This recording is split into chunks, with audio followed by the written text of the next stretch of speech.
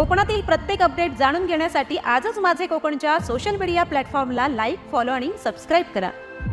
कोकणातील पहिली यशस्वी झालेली दूध डेअरी म्हणजे चिपळूणमधील वाशिष्ठी डेअरी। वाशिष्ठी डेअरीचे प्रशांत यादव यांच्या वतीने 5 दिवसांचा कृषी महोत्सव चिपळूणमधील सावरकर मैदानात पार पडलाय। या ठिकाणी महाराष्ट्रातील अनेक जिल्ह्यातून वेगवेगळे पशुधन सामील झाले होते। प्रसिद्ध असलेला बकासूर रेडा, गजेंद्र रेडा, नंदी बैल, विविध जातीच्या कोंबड्या, उंट, घोडे या प्रदर्शनात सामील झाले होते। कोकणातील शेतकऱ्यांना उपयुक्त ठरतील असे शेती विषयक उपकरणांचे स्टॉल देखील यावेळी आपल्याला पाहायला मिळाले। या प्रदर्शनात महिला बचत गटांना मोठी आणि मोफत संधी देण्यात आली होती। 5 दिवसाच्या या महोत्सवाला संपूर्ण जिल्ह्यातील नागरिकांनी चांगला प्रतिसाद दिलाय।